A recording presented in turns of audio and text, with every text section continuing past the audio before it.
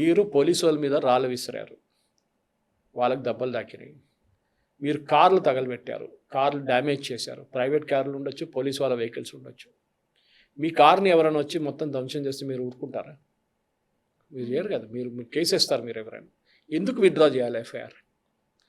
ఎవరి మీద లేకుండా ఎవరి మీద ఎఫ్ఐఆర్ వేయలేదు. ఢిల్లీ పోలీసే అంటున్నారు. దాంట్లో ఫేషియల్ రికగ్నిషన్తోని వాళ్ళు చెక్ చేసినప్పుడు 4358 మంది క్రిమినల్స్ వచ్చారు. అక్కడ ఉన్నారు, తిరుగుతున్నారు. దాంట్లో స్టూడెంట్స్గా తిరుగుతున్నారు. వాళ్ళు ఐడెంటిఫై చేసి ఫోటోతో సహా వాళ్ళు పెట్టారు డీటెయిల్స్. దాంట్లో మర్డర్ చేసిన వాళ్ళు ఉన్నారు, రేప్ చేసిన వాళ్ళు ఉన్నారు, ఎన్డీపీఎస్ దట్ ఇస్ డ్రగ్స్ దాంట్లో పట్టుకున్న వాళ్ళు ఉన్నారు. అన్ని కేటగిరీస్లో ఉన్నారు. వీళ్ళు అక్కడే ఉన్నారు. ఏమనంటే పిల్లలు అంటారు. పిల్లలు కాదు వాళ్ళు. ఇన్ఫ్యాక్ట్ 90% మంది పిల్లలు కాదు అక్కడ వచ్చింది.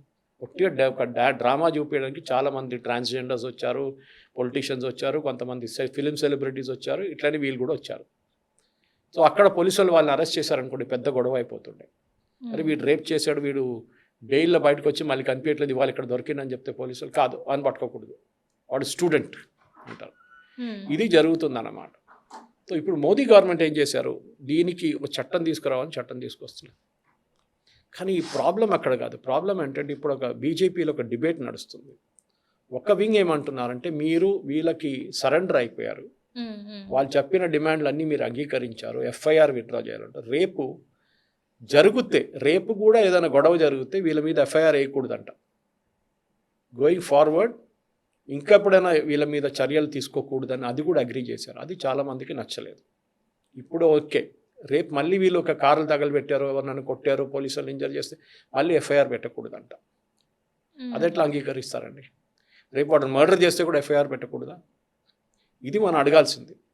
మీరు ప్రొటెస్ట్ అంటే ప్రొటెస్ట్ చేయండి, మీకు పర్మిషన్ లేకుండే. First of all venue permission లేకుండే, 2 రోజులకే పర్మిషన్ ఇచ్చారు.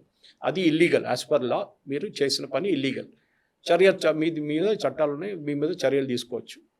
దాని తర్వాత మీరు పార్లమెంట్ మార్చ్ చేస్తున్నారు, అక్కడ కూడా బ్యారికేడ్స్ పెట్టారు, పర్మిషన్ లేదు, మళ్ళీ దాన్ని బ్రేక్ చేశారు. మీరు పర్మిషన్ లేని మీరు ప్రొసెషన్ తీస్తే మీ మీద చర్యలు తీసుకోవచ్చు. సెక్షన్స్ ఉన్నాయి దానికంటే బిఎన్ఎస్ఎస్ కింద. కానీ సుప్రీంకోర్టు అయితే చెప్పింది కదా సార్, వాళ్ళ పిల్లలకి ఆ హక్కు ఉంది, ప్రొటెస్ట్ చేసే హక్కు ఉంది, ప్రొటెస్ట్ చేయండి. వాళ్ళు ఏదైతే వాళ్ళు భావ ప్రకటన స్వేచ్ఛ ఏదైతే ఉందో అది కూడా ఉంది, దాంట్లో తప్పేముంది అని చెప్పేసి. లక్ష్మణ్ రేఖ ఉంది. ఇదే స్టూడెంట్స్ మీ ఇల్లు వచ్చి ఇల్లు తగలు పెడితే మీరేమంటారు? మీ ఇల్లు అదే రూట్లో ఉంది, పార్లమెంట్కి వెళ్తున్న రూట్లో ఉంటే దాన్ని తగలు పెడితే మీరు ఎట్లైనా డైలాగ్ కొడతారా? ఇదే సుప్రీంకోర్టు జడ్జి ఇంటికి వెళ్ళి తగలు పెడితే వాళ్ళు ఇదే డైలాగ్ కొడతారా? ఏం కాదులే, మంచి పని చేశారు, తగలబెట్టారు నా ఇల్లు అని చెప్పేసి. కాదు, మీకు పర్మిషన్ ఎక్కడ దాకా ఉంది, మీ లక్ష్మణ్ రేఖ ఎక్కడుంది అక్కడే. ప్రొటెస్ట్ అనేది అది. సుప్రీంకోర్టు మీ రోడ్డు మీద వెళ్ళి రాళ్ళు విసర్రా అని చెప్పలేదు. ఇన్ఫాక్ట్ ఇవాళ దాని తర్వాత సుప్రీంకోర్టు మాడిఫై చేశారు ఆర్డర్ని. ఎవరెవరు హింసలో పార్టిసిపేట్ చేశారు, ఎందుకంటే 200 మంది పోలీస్ ఆఫీసర్స్ ఇంజర్డ్ అయ్యారు. ఒక ప్రెగ్నెంట్ అయిన 3 నెలల ప్రెగ్నెంట్ అయిన ఒక పోలీస్ ఉమెన్ని కూడా కడుపులో కొట్టారు వీళ్ళు, కాలుతో తన్నారు. ఈ సో కాల్డ్ స్టూడెంట్స్ కాదు వాళ్ళు. నేను చెప్పాను చూడండి, 90% మంది స్టూడెంట్స్ కాదు, ఓన్లీ 5% స్టూడెంట్స్ ఉండే. ఇదే అభిజిత్ దీప్కే కానీ ఇదే సౌరవ్ దాస్ వీళ్ళు ఎవరు స్టూడెంట్స్ కాదు. అభిజిత్ ఎప్పుడూ అయిపోయింది కోర్సు, వాడిది పొలిటిక్స్లో ఉన్నారు వాళ్ళు. దానికి వాళ్ళు దిగారన్నమాట అక్కడ. ఎనీవే, ఇప్పుడు ఏమైందంటే సుప్రీంకోర్టులో ఇవాళ ఒక హియరింగ్ ఉండే, దాంట్లో కూడా సుప్రీంకోర్టు చెప్పారు కరెక్ట్, ఏ వీడియో మీద ఉంది అన్నీ మీరు తీసి పెట్టండి, కంప్లీట్ బాడీ క్యామ్ కానీ ఏదైనా కానీ పోలీసు వాళ్ళ దగ్గర ఉన్న వీడియో అన్నీ మొత్తం పోలీసు వాళ్ళు you seize it and keep it, seal చేసి పెట్టండి. సుప్రీంకోర్టు అది చూస్తారన్నారు. దాని తర్వాత సుప్రీంకోర్టు ఏమన్నారు, ఈవెన్ పోలీసు వాళ్ళ మీద దాడి చేశారు చూడండి, క్రిమినల్ కేసెస్, దాని మీద ఎఫ్ఐఆర్ స్టే లేదు, దాని మీద చర్యలు నడవచ్చు. ఇంకా కార్లు తగలబెట్టారు, కార్లు డ్యామేజ్ చేశారు, ధ్వంసం చేశారు, ప్రైవేట్ ప్రాపర్టీ కనాట్ ప్లేస్కి వెళ్ళి రెస్టారెంట్ మీద రాళ్ళు విసిరారు, పెద్ద పెద్ద గ్లాసులు అన్నీ ఇరిగిపోయినాయి అక్కడ, అదన్నీ చర్యలు తీసుకోవాలి. ఇప్పుడు ఏమైపోయిందండి, ఇప్పుడు సడన్గా వీళ్ళు అనుకున్నది ఏం జరగలేదు. అదే టైంలో బీజేపీ వాళ్ళు అంటే లీడర్షిప్ అనుకోండి, వాళ్ళు ఏమో ఓపెన్గా ఎస్ అన్నారు సార్, ఓకే మీకు ఎఫ్ఐఆర్ వద్దంటే మేము తీసేస్తామని. అదే ఎట్లాంటి అష్యూర్ చేస్తారు మీరు? రేపు నేను హైదరాబాద్లో రాళ్ళు విసురుతాను ఎవరి మీదైనా, నా మీద కేసు పెట్టవచ్చా లేదా? ఖచ్చితంగా పెట్టాలి. మరి మీరు అన్నారు కదా వద్దని చెప్పారు కదా ఇప్పుడే. అంటే ఢిల్లీలో ఉన్న స్టూడెంట్స్కి, సో కాల్డ్ స్టూడెంట్స్కి ఒక రూలు, మిగతా వాళ్ళకి రేపు ఢిల్లీలోనే ఒక ప్రొటెస్ట్ నడిచింది అనుకోండి, వాళ్ళు ఇట్లనే రాళ్ళు విసిరారు, కొట్టారు. ఇవాళ కూడా వాళ్ళ టైంలోనే ఇచ్చారు కదా సార్, అదేం ఫాలో చేయట్లేదు, ఎవ్వరు ఫాలో చేయడు. మళ్ళీ సుప్రీంకోర్టులో కేసు నడుస్తుంది, మీరు ఎఫ్ఐఆర్ గురించి ఏం మాట్లాడు? సుప్రీంకోర్టు ఆల్రెడీ ఎఫ్ఐఆర్ ఇప్పుడు ఏం చేయకండి అని చెప్పేశారు సుప్రీం. కథ తర్వాత హియరింగ్ తర్వాత చూసుకుందాం. కానీ అదే టైంలో సుప్రీంకోర్టు చెప్పారు, ఎవరెవరు క్రిమినల్ యాక్టివిటీలో ఇండల్జ్ చేస్తారో ఆ ఎఫ్ఐఆర్కి ఏ స్టే లేదు. గవర్నమెంట్ ఎట్లా స్టే చేస్తారు? గవర్నమెంట్ చేయలేరు. Bihar and Assam government withdraw చేశారు. కానీ దాని వ్యతిరేకంగా నాలాంటి వాళ్ళు చాలామంది దిగారు. ఇప్పుడు మేము దాన్ని ఛాలెంజ్ చేయబోతున్నాం. ఓకే, ప్రతి కేసుని ప్రతి ఎఫ్ఐఆర్ గవర్నమెంట్ విత్డ్రా చేశారు చూడండి. ఇప్పుడు సుప్రీంకోర్టు టెంపరీ స్టే చేశారు, కానీ దాన్ని కూడా సుప్రీంకోర్టులో కూడా ఛాలెంజ్ చేయబోతున్నారు. మీరు ఎట్లా స్టే ఇస్తారు? ఒకరు దిగి ఒక పోలీస్ ఆయన్ని కొట్టారు, పోలీస్ ఉమెన్ని కొట్టారు, వాళ్ళ లాఠీతో కొట్టారు వాళ్ళ మీద ఏం చెప్తారు, బండి తగలబెట్టారు వాళ్ళది. చాలా మటుకు హింస చేశారు వీళ్ళు. ఆర్ఏఎఫ్ వాళ్ళ మీరు చూస్తుంటారు, జవాన్ని కాలుతో తన్ని కొట్టారు వీళ్ళందరూ. ఇవన్నీ చేసిన వాళ్ళని ఇడవకూడదు. పోలీస్ దగ్గర మొత్తం రికార్డ్స్ ఉన్నాయి, ఎవరెవరు వచ్చారు, ఏమేమి చేశారని. ఇప్పుడు చూడండి, అందరూ ఫేస్బుక్ నుంచి, ట్విట్టర్ నుంచి, ఇన్స్టాగ్రామ్ నుంచి మొత్తం డిలీట్ చేస్తున్నారు వీళ్ళు వీడియోలంతా. కానీ చాలామంది దాంట్లో డౌన్లోడ్ చేసుకున్నారు ఆల్రెడీ. పోలీసు వాళ్ళు డౌన్లోడ్ చేసుకున్నారు. మోదీ గారిని అమ్మగారిని తిట్టిన వాళ్ళు, మోదీ గారిని తిట్టిన వాళ్ళు, మోదీ గారిని చంపేస్తా అని చెప్పిన వాళ్ళు చాలామంది ఉన్నారు. అందరినీ వేసుకుంటారు ఇప్పుడు ఒకరి తర్వాత ఒకరు. Because attempt to murder, threaten to murder కూడా అయిపోతుంది. మీరు ముందు థ్రెటన్ చేస్తున్నారు that you will murder. Supreme court వాళ్ళకి స్టే ఇవ్వలేదు. వాళ్ళ పాపం కాదు, వాళ్ళు అయ్యో పాపం కాదు, వీళ్ళని వేసుకోవాలి. ఇట్లాంటి వాళ్ళు రేపు చేయొచ్చు కూడా. చెప్పిన వాళ్ళు 10 మందిలో 2 మంది చేస్తారు కూడా ఇట్లాంటి పనులు. మీకు ఏం పని అండి? Your 18 year old 19 year old, మీరు అక్కడ వచ్చి మోదీ ప్రొటెస్ట్ చేయండి, ఎవరు వద్దనట్లేదు. ఎగ్జామ్ గురించి దాని గురించి స్లోగన్స్ రేస్ చేయొచ్చు. మీ మోదీ గారు అమ్మగారు ఏం చేశారు దీంట్లో? మోదీ గారు నాన్నగారు ఏం చేశారు దీంట్లో? మోదీ గారు ఏం చేశారు దీంట్లో ఆయన్ని తిట్టడానికి? ఇది కోపం. So when government it self compromises, అక్కడే బీజేపీలో కొంచెం డిఫరెంట్ వాయిసెస్ వస్తాయి. అంటే మోదీ గారు వాయిస్ అంటే ఏదైతే సెల్ఫీ వీడియో రిలీజ్ చేశారో 2 times రిలీజ్ చేశారు. అండ్ ఆ తర్వాత వెంటనే ప్రధాని గారి రాజీనామా. ఈ రాజీనామా చేసిన తర్వాత ఎప్పుడైతే రిజైన్ చేసిన తర్వాత అందరూ పెద్దగా సెలబ్రేట్ చేసుకున్నారు. మొత్తానికి మేము సాధించేసాము. 5 star పార్టీ, అది కూడా 5 star హోటల్లో పార్టీ చేసుకున్న తర్వాత ఇప్పుడు ఏంటంటే క్వశ్చన్, ఇన్ని రోజుల నుంచి లేని ఇన్ని సమస్యల మీద స్పందించని వీళ్ళు, ఈ గవర్నమెంట్ ఎందుకు ఇప్పుడు వీళ్ళు చెప్పిన దానికి ఎందుకు తలొంచారు? ఎందుకు వాళ్ళు చెప్పిన డిమాండ్స్ అన్నిటికీ తలొంచి ఈ డెసిషన్ తీసుకున్నారు? పొలిటికల్ డెసిషన్ అది. రాజీనామా చేయాలన్న వద్దనేది గవర్నమెంట్ డెసిషన్. వాళ్ళ ప్రెరగేటివ్ ప్రైమ్ మినిస్టర్ డిసైడ్ చేస్తారు అది. ఇప్పుడు ధర్మేంద్ర ప్రధాన్ రాజీనామా చేశారని చెప్పి నెక్స్ట్ ఇయర్ మళ్ళీ పేపర్ లీక్ అయింది అనుకోండి, అప్పుడు ఏం చేస్తారు? అప్పుడు మళ్ళీ రిజైన్ చేపిస్తారు. అప్పుడు ఎడ్యుకేషన్ ఇప్పుడు కూడా కొత్త మినిస్టర్ వచ్చారు మనకి. ఇప్పుడు కాదని గ్యారంటీ ఇవ్వగలుగుతారు? అసలు వీళ్ళకి ఎలాంటి డిమాండ్స్ కోరాలనేది వీళ్ళకి ఒక ఐడియా లేదేమో అనిపిస్తుంది. లేదు, వాళ్ళకి ఏ ఐడియా లేదు. This is a political moment. Aam Aadmi Party, communist వాళ్ళు, ఎస్ఎఫ్ఐ వీళ్ళే చేశారు. ఓపెన్గా ఉంది, మీకు ఫోటోగ్రాఫ్స్తో సహా మీకు తెలిసిపోతుంది. ఇదంతా ఎస్ఎఫ్ఐ గ్యాంగ్ ఒకటి, జేఎన్యూ నుంచి, కేరళ నుంచి పెద్ద ఒక టీం వచ్చారు. దుబాయ్ నుంచి 34 మందిని, అక్కడ ఒక మొహమ్మద్ సంథింగ్ ఆయన పేరుంది, సిరాజ్ సంథింగ్, మొహమ్మద్ షాజీ, దుబాయ్ నుంచి 24 మంది వాళ్ళ ఫ్యాక్టరీ నుంచి తీసుకొచ్చి డెమాన్స్ట్రేషన్ చేయించారు. దుబాయ్ నుంచి తీసుకురావడానికి పని ఏముందండి? అంతమందిని స్పాన్సర్ చేసి ఫుడ్, హోటల్ అన్నీ అరేంజ్ చేసి మీరు అక్కడ ధర్నా చేయండి, ఇంకేం చేయకండి. ఇప్పుడు వెళ్ళిపోయారు రిటర్న్. ఆయన నెక్స్ట్ టైం వస్తుంటే వేసుకుంటారు ఇమిగ్రేషన్లో పక్కా. ఓకే, వారి పేరు వచ్చేస్తుంది, ఫోటో వచ్చేస్తుంది, అన్నీ వచ్చేస్తుంది. ఇప్పుడు అందరు అదే ఉంటారు. ఇప్పుడు మీరు ఒకసారి మోదీ గారిని, అమ్మగారిని తిట్టినప్పుడు మీ పేరెంట్స్ అడగవచ్చు. మీ పేరెంట్స్ని అడగాలి ఫస్ట్ ఆఫ్ ఆల్. ఎట్లాంటి పిల్లలు మీరు, ఎట్లా మీరు అప్బ్రింగింగ్ ఎట్లా, ఇదే నేర్పించారా? ఒకరి పేరెంట్స్ని తిట్టడము, అమ్మ నాన్నని తిట్టడము. ఒక అమ్మాయి అయితే అక్కడ ఓపెన్లో వాళ్ళ అమ్మగారు ఫోన్ చేసి ఇంటికి రా అంటే, నేను మిమ్మల్ని వద్దు, మా జీవితంలో మీరు వద్దని చెప్పేసి అమ్మ నాన్నకి చెప్తున్నారు ఆమె ఓపెన్గా అందరి ముందు వీడియోలో.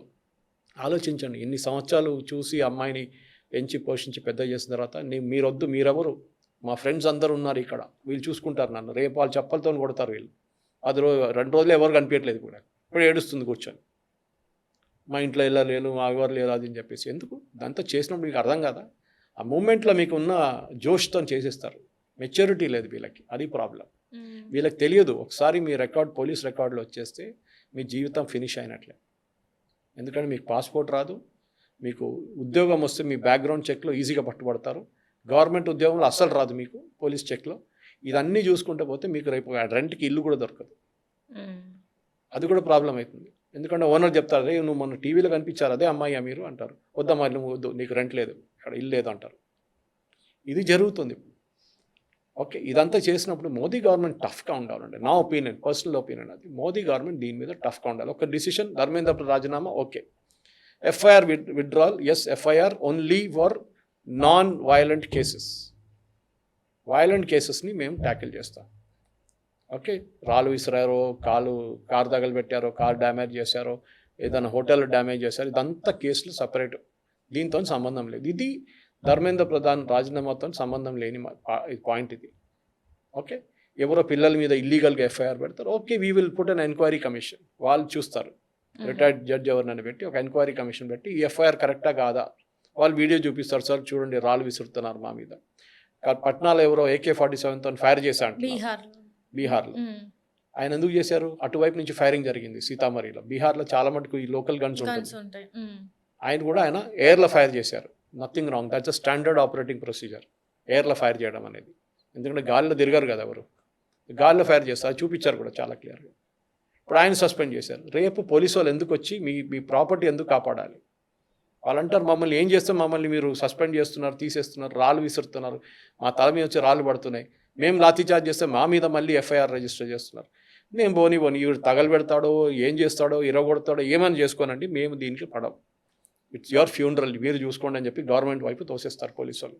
వాళ్ళకి మోటివేషన్ ఏముంటుంది? ఇది ఎట్లయిపోయిందంటే రేపు ఆర్మీ మీద టెర్రరిస్ట్ని చంపిన తర్వాత ఆర్మీ వాళ్ళ కేసు పెడతా అంటే ఎట్లా ఉంటుంది వాళ్ళకి? అంటే టెర్రరిస్ట్ అంటే ఎవడైనా రాని అంటాడు, మళ్ళీ నాకు ప్రాబ్లం లేదు, నేను దీంట్లో పడను. ఇదే జరుగుతుంది.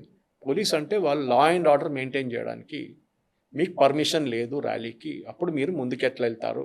ముందుకెళ్తే మీ మీద లాఠీచార్జ్ జరుగుతుంది. మీరు పెప్పర్ స్ప్రే తెచ్చుకున్నారు, ఎట్లా యూజ్ చేశారు పెప్పర్ స్ప్రే, దానికి ఉన్న కేసులు ఉంటాయి దాని మీద. ఇదన్నీ జరగాలి. ఇప్పుడు నేను ఇప్పుడు కూడా చెప్తున్నాను, మోదీ గారు చాలా లీనియంట్ ఉన్నారు ఈ కేసులో, చాలా లీనియంట్. నాకు చాలా కోపం వచ్చింది, ఇప్పుడు కూడా కోపం ఉంది. చాలామంది నాకు ఫోన్ చేశారు, నేను రాత్రి నా ట్వీట్ పెట్టిన తర్వాత, దట్ ఇప్పుడు నేను బీజేపీకి ఓట్ చేయను అని చెప్పేసి ఒక ట్వీట్ పెట్టాను. దాని తర్వాత పెద్ద హంగామా, 60-70 వేల వ్యూస్కి వెళ్ళింది ఇప్పుడు దాకా అది. సో నేను చెప్పాను, ఐ విల్ నాట్, ఎందుకంటే నాకు ఒక కాన్షియన్స్ ఉంది, నేను ఒక ప్రిన్సిపల్ బిలీవ్ చేసే మనిషి. మేము కూడా అజిటేషన్లో పార్టిసిపేట్ చేసాం, నేను కూడా ఉస్మానియా యూనివర్సిటీ చదివిన మనిషి. ఓకే, మేము చెన్నారెడ్డి టైంలో ఉన్న అజిటేషన్ చూసాం, అప్పుడు మేము స్కూల్లో ఉన్నాం. దాని తర్వాత ఉస్మానియాలో ఎప్పుడు గొడవ ఉంటుండే, అదంతా మేము చూసాం ఈ అజిటేషన్స్ అన్నీ. కానీ అప్పుడు రాళ్ళు విసరడమో, లాఠీ చార్జో, టియర్ గ్యాస్ అన్నీ జరుగుతుండే అప్పుడు కూడా. కానీ ఇట్లాంటి ఎవరినైనా తిట్టడం, ఎవరినైనా ఫ్యామిలీని తిట్టడము, వాళ్ళ అమ్మగారిని తిట్టడము, ఇది జరగలేదు ఎప్పుడు. అదొక ఫ్యాషన్గా చూపించడానికి ట్రై చేశారు. ఇప్పుడు ఇదంతా బ్యాక్ ఫైర్ అయింది.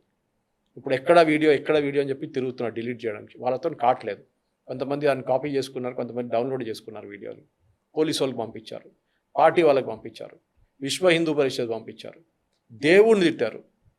అక్కడ ఒక స్టాండప్ కామెడియన్ ఉన్నాడు, సీతాకా పతి అని నీతాకా పతి అని చెప్పి డైలాగ్ కొట్టి వచ్చి, వాడిని కునల్ కామ్రా, వాడిని వెంట పడ్డారు చాలామంది. ఇప్పుడు వానికి ఆల్రెడీ బెయిల్ ఇచ్చి సుప్రీంకోర్టు నుంచి బెయిల్ ఇచ్చి తిరుగుతున్నాడు, వాడు మళ్ళీ వచ్చి మొదలుపెట్టి ఇట్లా అమ్మాయి. మీరు ఇదే ఇంకొక రిలీజియన్ గురించి చెప్పండి, ఇస్లాం గురించి ఇట్లానే ఒక డైలాగ్ కొట్టండి. కొట్టిన నుపూర్ శర్మ పాప ఇంకా ఇంట్లోనే ఉంది ఆమె, అది కూడా ఆమె హదీత్ నుంచి కోట్ చేసింది. ఇక్కడ తప్పు కాదు అది. నేనేం చెప్పాలనుకుంటున్నా, సరే ఇక్కడ ప్రాబ్లం అంటే మెచ్యూరిటీ లేదు యంగ్స్టర్స్కి. వీళ్ళు అనుకున్నారు ఏదో పెద్ద ఫ్యాషన్ షో ఇది, వచ్చి డెమాన్స్ట్రేట్ చేసి 3 స్లోగన్లు చెప్పేసి చేయడం. ఇది SFI వాళ్ళు చేస్తారు, వాళ్ళ పని day in and day out వాళ్ళ పని ఇది. JNUలో కనిపిస్తారు, టుకుడే గ్యాంగ్ మీకు కనిపిస్తారు, వాళ్ళు చేస్తున్న పని. కానీ దీని ఇంపాక్ట్ ఎవరు అర్థం చేసుకోలేదు. దానికోసం నాలాంటి వాళ్ళు పుష్ చేస్తున్నారు, దీన్ని రివర్స్ పుష్ చేస్తున్నాం మేము. వీళ్ళకి మీరు చేశారు ధర్నా, మీరు చేశారు ప్రొటెస్ట్ అంతా ఓకే, కానీ మీరు ఏ రోజు రాళ్ళు విసిరారో, ఏ రోజు మీరు బ్యారికేడ్ మీద వచ్చి కొట్టారో దాట్ ఈస్ ఇల్లీగల్. అక్కడి నుంచి మీ మీద కేసులు ఉండాలి. మీరు ఎక్కడ కూర్చున్నారో అక్కడ కూర్చొని స్లోగన్ షౌట్ చేసి ఏం చేసి దాని తర్వాత ఛాయ్ తాగి కాఫీ తాగి ఇంటికి వెళ్తే మాకు ప్రాబ్లం లేదు. కానీ ఏ రోజు మీరు మోదీ గారు అమ్మగారిని తిట్టారో are anybody for that matter పర్సనల్గా చేశారో డెఫినెట్లీ అది ఉంటుంది, ఆ ఇంపాక్ట్ ఉండాల్సింది. రామ మందిర్ని తిట్టారు, రాముని తిట్టారు, రామ్లల్లాని తిట్టారు. వీళ్ళు అందుకు ఇవ్వాలండి. They should be brought to book, they should be prosecuted. ఎవరైనా కానివ్వండి, ఏ కాక్రోచ్ అయినా కానివ్వండి. వీళ్ళు అనుకున్నారు ఏదో ఒక తమాషా అనుకున్నారు దీన్ని. ఇప్పుడు చూడండి సీరియస్నెస్ ఎట్లా మారిపోయిందని. నిన్న పెద్ద ధమ్కి ఇచ్చిండు, ఇవాళ 2 o'clock దాకా చేయకపోతే మేము అది చేస్తాం. ఏం చేశారు? సుప్రీంకోర్టు ఆల్రెడీ స్టే చేశారు. ఇప్పుడు గవర్నమెంట్ అంటారు మేము మా చేతిలో ఏం లేదు, ఇప్పుడు సుప్రీంకోర్టు చెప్పేశారు మేమేం చేయలేమని. క్లాసిక్ ఎక్స్క్యూజ్ అది. బహుశా గవర్నమెంట్ సుప్రీంకోర్టు కలిసి ఆడిన ఆట ఇది. ఓకే, మేము ఆల్రెడీ సుప్రీంకోర్టు సస్పెండ్ చేశారు, మేమేం చేయాలి? మా చేతిలో ఏం లేదు. ఇప్పుడు బీహార్, అస్సాంలో కూడా వీళ్ళు ఇష్యూ చేశారు. కానీ మీరు ఏ రోజు ఇట్లాంటి ఒక లైసెన్స్ ఇచ్చారో వీళ్ళకి రాళ్ళు విసరడానికి ఎఫ్ఐఆర్ విత్డ్రా చేస్తే రేపు మళ్ళీ తిరిగి వస్తారు వీళ్ళు, ఇంకొక పేరుతో వస్తారు ఈసారి, మళ్ళీ ఇట్లానే హింసలు చేస్తారు, ఇట్లాంటి తగలు పెడతారు, కార్లు ధ్వంసం చేస్తారు, ప్రాపర్టీ ధ్వంసం చేస్తారు, ప్రైవేట్ పబ్లిక్ ప్రాపర్టీ అంతా. దీన్ని మనం అనుమతించకూడదు. మోదీ గవర్నమెంట్ ఇక్కడ స్ట్రిక్ట్గా ఉండాలంటే వాళ్ళు స్ట్రిక్ట్గా లేరు అక్కడ. Immediately I think of course Nadda గారు కానీ జితేందర్ సింగ్ గారు వాళ్ళు అవును ఇండిపెండెంట్ డిసిషన్ ఎప్పుడు తీసుకోరు, పార్టీ చర్చ తీసుకొని ఉంటారు. అమిత్ షా గారు కానీ మోదీ గారు కానీ కన్సల్ట్ చేసి ఉంటారు ఇదంతా, వాళ్ళకి ఏమేమి మనం కమిట్మెంట్స్ ఇవ్వాలని. కానీ ఆ కమిట్మెంట్ ఇచ్చింది తప్పు. FIR withdrawal should not have been a part of it. క్లీన్గా చెప్పాలండే వాళ్ళ, మీరు you are broken the law, you have to face the law. మీకు ఒక ఎక్సెప్షన్ ఇవ్వలేము అంటే రేపు అందరికి అట్లా ఇవ్వాల్సి వస్తుంది. మళ్ళీ అట్లా అంటే రేపు ఇంకోటి పోతాడు కోర్టుకి వెళ్ళి అంటాడు ఆ పిల్లలకి ఇచ్చింది కదా నాకు కూడా కావాలంటాడు, ఇవ్వాల్సిందే. మీరు ఎక్సెప్షన్, అందరూ లా ముందు అందరు equal, everybody is equal before law. ఒక రూల్ ఒకరికి నడవదు ఎప్పుడు. సో ఇది మనం గుర్తుపెట్టుకోవాలి. సో నా అంచనా ప్రకారం I think BJP did a big blunder. వాళ్ళ ఓన్ కార్యకర్తలు, వాళ్ళ ఓన్ సపోర్టర్స్, ఆర్ఎస్ఎస్ స్వయం సేవకులు ఎంతోమంది నాకు ఫోన్ చేశారు. బీజేపీ ఐటీ సెల్ నుంచి కూడా నాకు మెసేజ్ వచ్చింది.